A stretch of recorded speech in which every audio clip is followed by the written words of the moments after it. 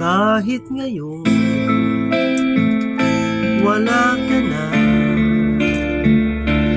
bakit ikaw ang lagi kong naaalala?